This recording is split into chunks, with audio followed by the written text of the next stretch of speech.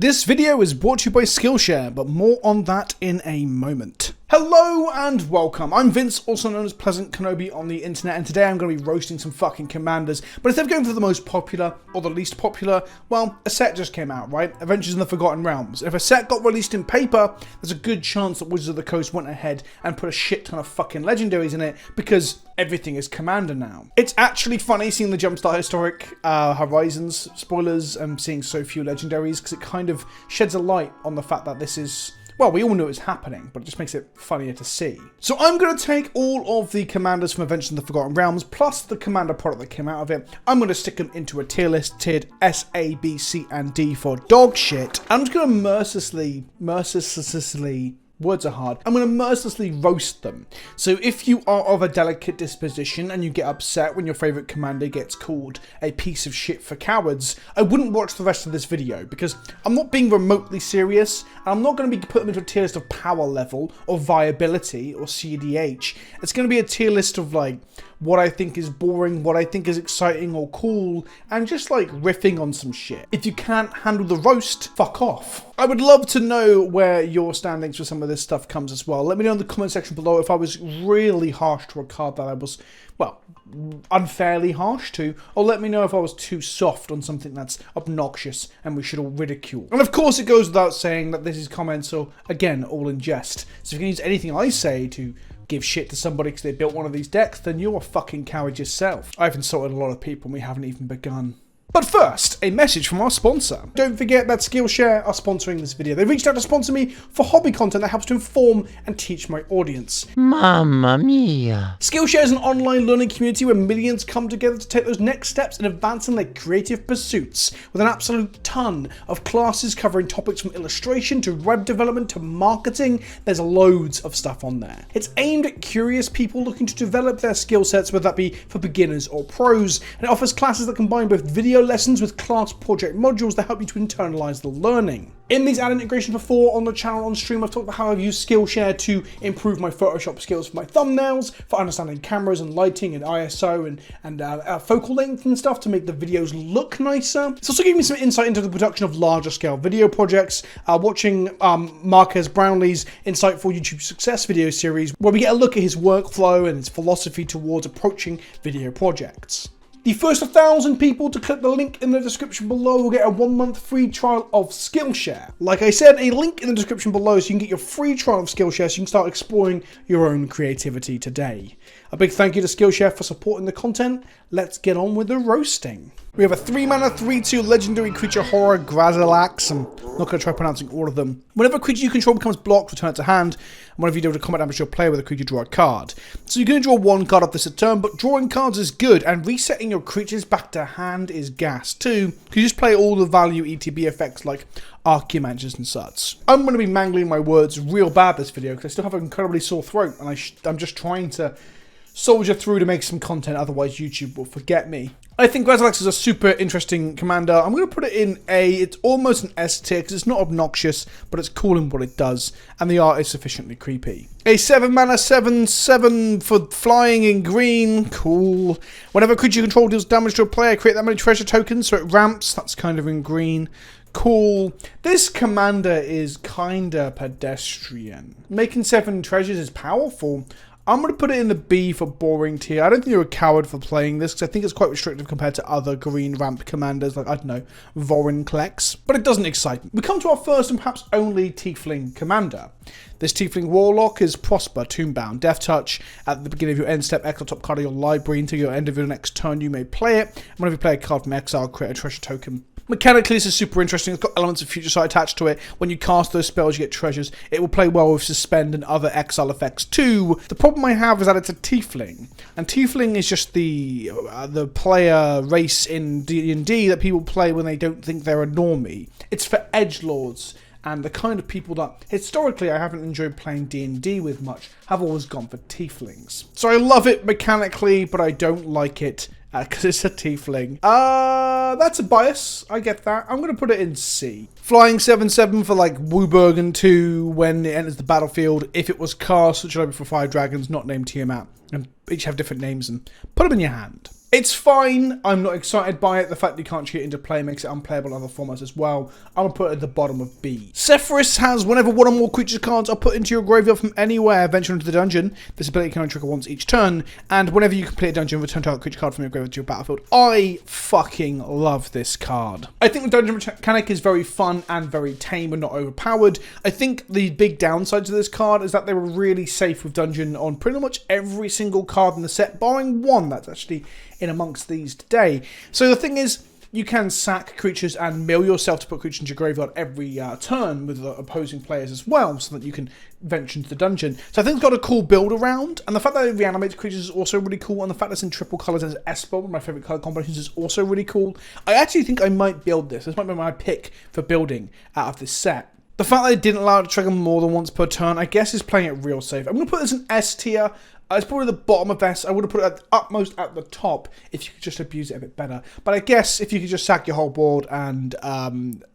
Actually, you know what? I'm being completely unreasonable. The more I think about this, if you could sack your whole board and you had like 15 creatures in play and you completed 5 dungeons and reanimated 3 of them and then they brought back more, it'd be ludicrous. So yeah, I'm actually glad that they were so cautious with it. I grow tired, personally, of red-white commanders that care about equipment. It is something that we have seen for the best part of 18 months, maybe 2 years now with every commander product, and I cannot reiterate how every time I read one, I fall asleep before I get to the end. Dog shit. Karazakar, the Eye Tyrant's a 5-mana 5/5. Whenever you attack a player, tap target creature that player controls and goad it.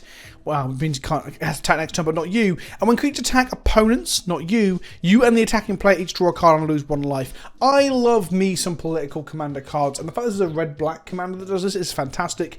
I think it's a bit... I don't like it when both rules text on the card kind of just build it the game plan on their own. Like, you're going to goad a thing and then it's going to attack someone else and you draw a card. But the self-synergy is fine. I'm going to put this at the bottom of A. Mechanically, flavorfully, and the art seems a little bit boring too. I think it's from the Neverwinter MMO, and I hate MMOs with an absolute undying passion.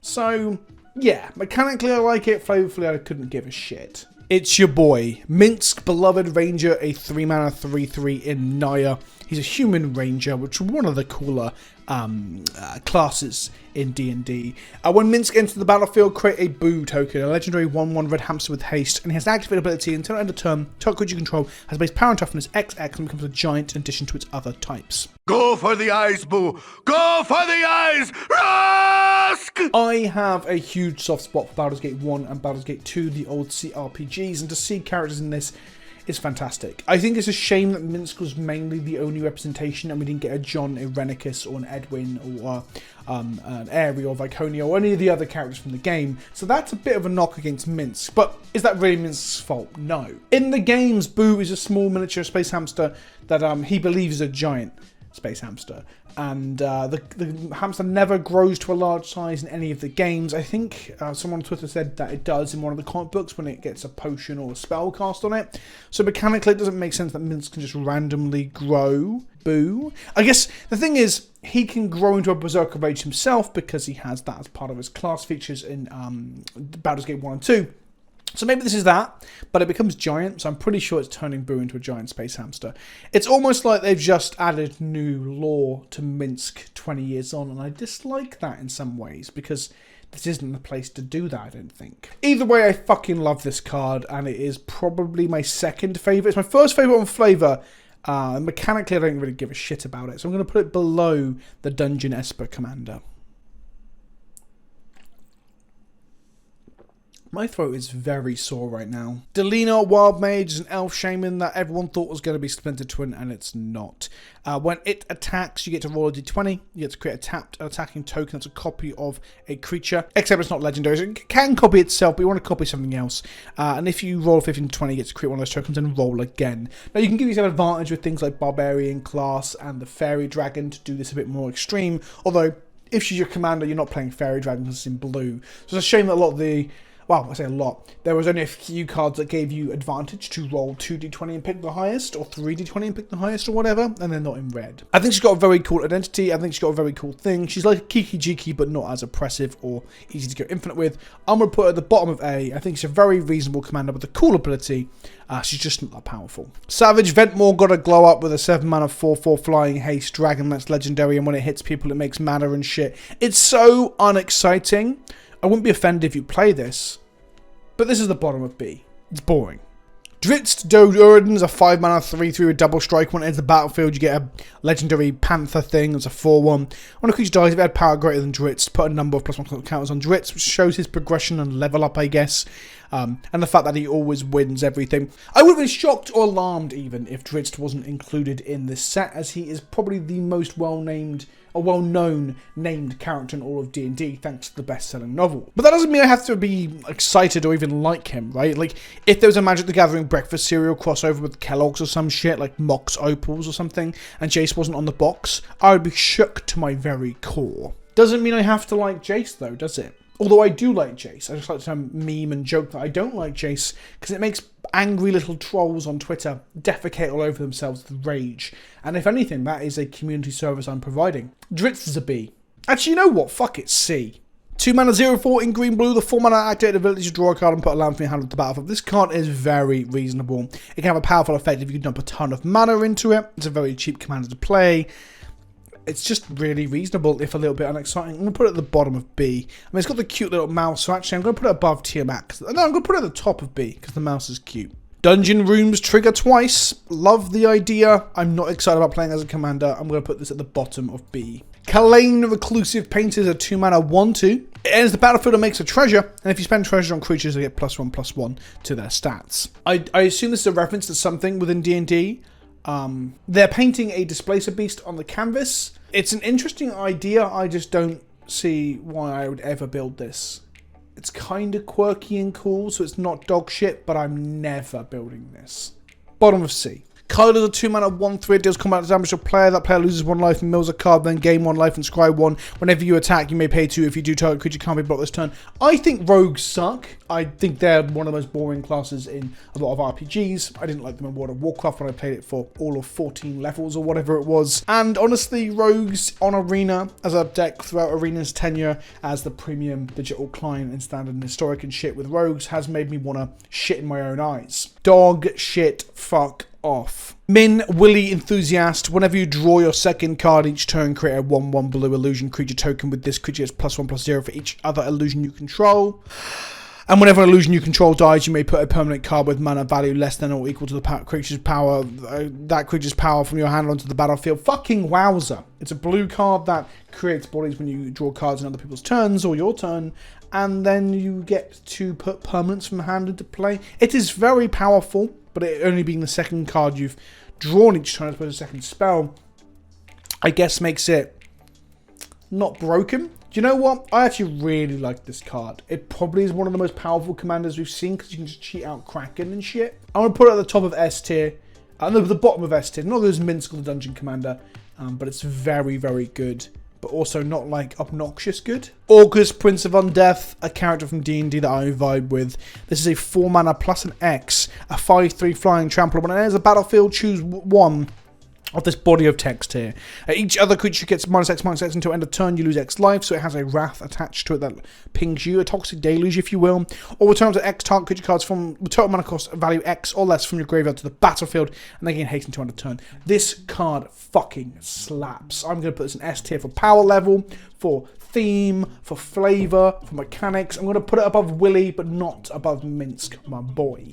Death's Whisper is a 4 mana 1/3 human elf warlock. When Sheshra Death's Whisper enters the battlefield, target creature blocks this turn if able. Okay. At the beginning of your end step, if a creature died this turn, you may pay 2 life if you do draw a card. Very reasonable, very unexciting. C tier. Tiefling Warlock, D. Targnar Demon Fang Null is a 2/2 for 2. That's a null.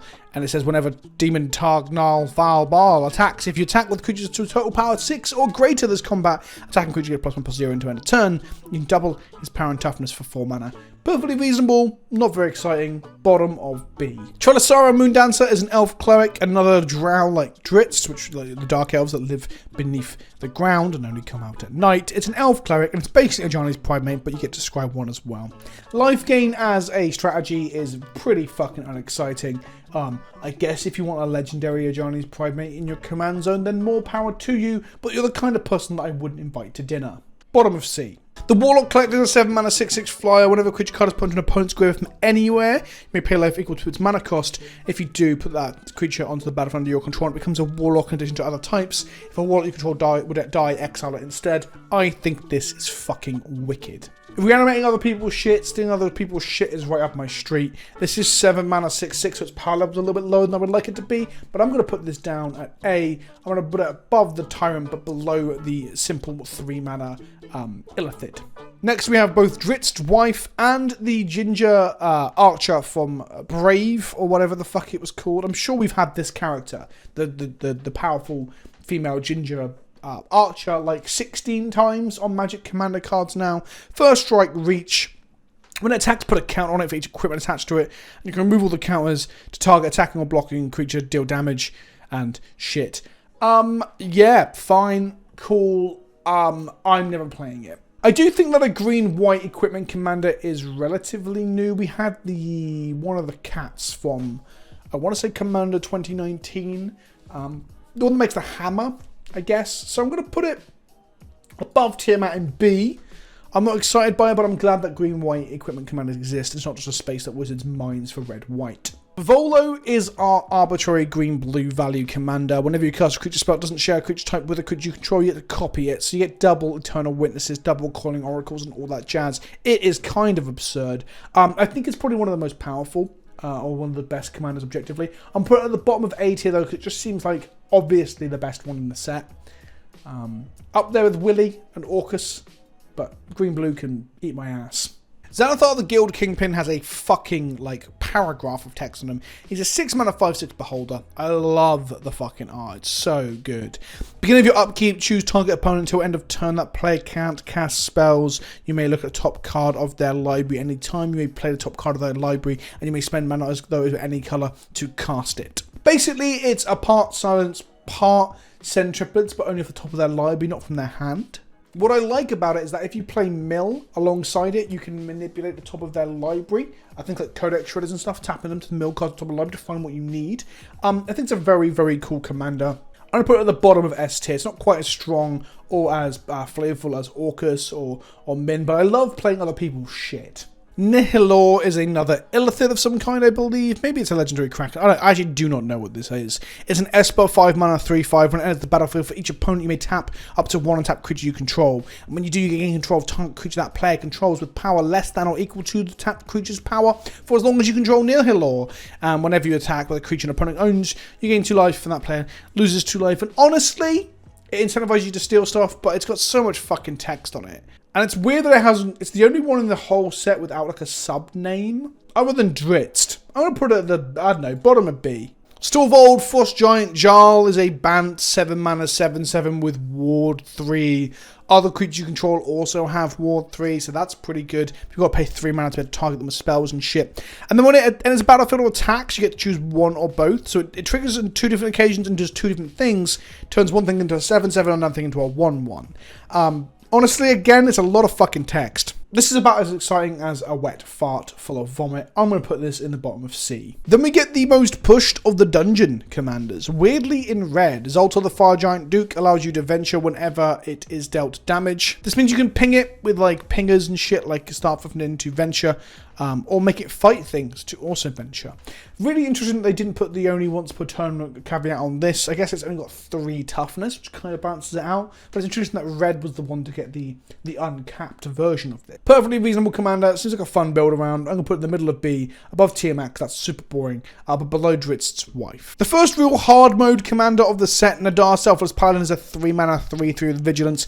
Enter the battlefield attack, venture into the dungeon. If you complete a dungeon, he has an Anthem strapped to him to give all your creatures creatures +1/+1. Honestly, I think the card is reasonable and constructed as a venture, both enabler and payoff, but in Commander, it's relatively plain unless you've got a lot of flicker effects and stuff like that, I guess. I really like Nadar. I've never really been into Dragonborn characters for the same reason I'm not into Tiefling characters, because I don't think I'm more special than everyone else. But I think it's hard mode because what he does is so relatively minor in impact compared to the 7-mana dragons and demons of the set. I'm going to put this in the bottom of A. It is obviously nowhere near on the power level of Volo here, but I think I have respect for anyone who plays mono-white dungeon adventure decks. That's pretty hard mode magic. Oh look, it's the dragon that when it died it made one of Drit's swords.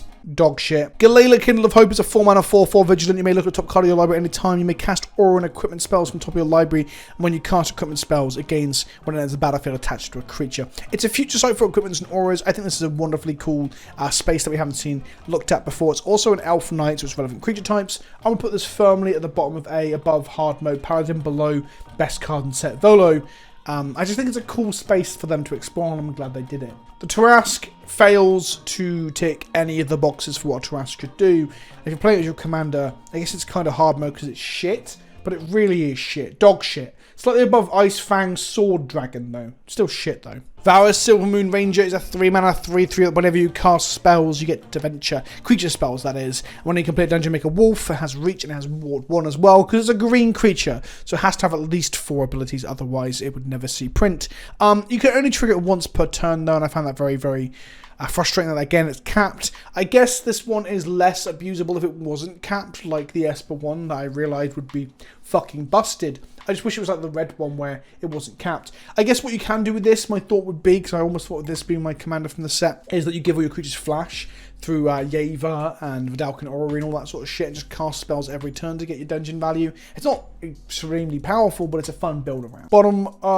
Upper B, above Tiamat, below the red one that can be abused. Baron of Clan Undur is my favourite uncommon commander from the set. At 4 mana, it enters the battlefield in your venture, and if you've completed a dungeon, you may return a creature card with value 3 or less from the graveyard to the battlefield each time this thing attacks. It's a mini Sun Titan that both helps and then is paid off for completing dungeons, which I think is really cool. Top of A. I can't put an S tier though, because it's weak by comparison to a lot of these cards. Inferno of the Starmans is a 6-mana 6/6 flying haze, can't be countered, and when you pump mana into it, it gets +1/+0, and when its power becomes 20, it deals 20 damage to any target. Cool. I say with no conviction. It's not cool, is it? It's kind of dull. Bottom of C. Here we have Panharmonicon, but only for triggers when creatures attack. It also has melee, a mechanic that no one remembered. Whenever this creature attacks, it gets +1/+1 until end of turn for each opponent you attack this combat. Of course, when you attack, that triggers twice. Yeah, it's fine. Bottom of B. This guy has Enrage and makes 5/4 dragons that, once they deal damage, get sacrificed. So they're like one-shot 5/4s to hit people with. You can probably easily give them haste in these colours, of course.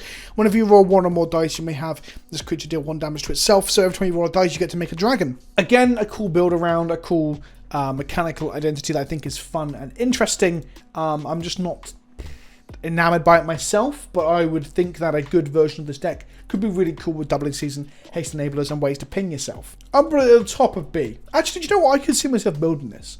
Bit of Bard class to reduce the cost of this. Doubling season, parallel lives, self-pingers, that sort of stuff, and haste enablers could be quite a fun way of just like doming people for 20, 30, or 40 damage off of making a few dragons. I probably wouldn't play that many dice rolling cards. There's just not that many that I'd care about. Maybe Delina, or whatever her name is, the Wild Mage, that could be one of them, because that's quite a cool... Got a Stugo in here. 4 mana 5/2 flying flash dragon that enters the battlefield tapped when you cast it from the graveyard. If your creature card not named Ebondeth died this turn, this is fine. I'm going to put it at the bottom of C though, because it's not very exciting. Oswald Fiddlebender has an incredible name. He's a gnome artificer. His art is fantastic as well as he hangs onto the rope with this airship or balloon or whatever the fuck it is. And he has magical tinkering. White and tap, sacrifice an artifact, search your library for an artifact card with a mana cost equal to the card you sacked +1 and put it into the battlefield. Activate only as a sorcery. This is a white creature that's a birthing pod, but only for artifacts. This is fucking awesome. I'm put at the bottom of S. I don't think it's actually that powerful. I think trying to actually go off and pop off and be broken with this would be very difficult. But mechanically, I'm glad this exists. It's a very, very cool card. This set has probably got some of the best commanders in terms of flavour and theme and new mechanics I've seen in a long time, if we just stop to address that. Oh look, a blue legendary dragon. That is 5 mana for a 5/5, and it flies, and has ward as long as it's untapped, and when it deals combat damage to a player, draw a card, then if you have fewer than 3 cards in your hand, draw cards equal to the difference. So wow, oh woo, how fucking pedestrian. Do you know what, because of the blue dragon, I'm going to put it in dog shit. I can go above Tarask, but fuck off. Asavery, also known as Arsecrack, the Archlich, is probably another hard mode one, similar to how Nadar is. The ETBs, it bounces back to hand unless you've completed the Tomb of Annihilation, and it creates a trigger to venture into the dungeon.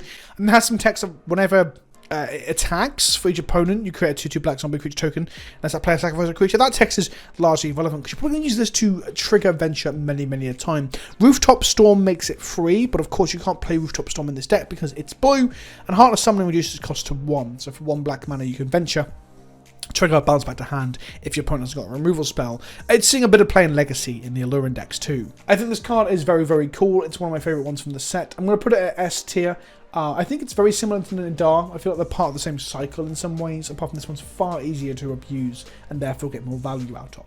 Also, Arsecrack is the villain of the Tomb of Annihilation, of the whole Chult campaign, that whole book, and that is one that I was playing through with my paper group just before COVID fucking slapped us all across the face. So I have a soft spot for him and his campaign too. And lastly, we have Asmodeus the Archfiend, who's basically Satan, a devil god at 6 mana 6/6.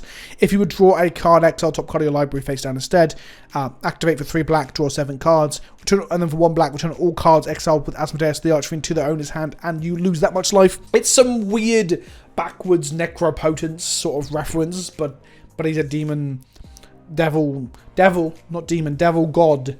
Yeah, okay. It's cool to see him on a card, but I'm not excited by this. I'm going to put him in B, just above Tiamat. And there we have it. I have a bias against tieflings, and legendary dragons are also very fucking boring. So that's some things I discovered today. It's nice to be self-reflective. It's like therapy in some ways.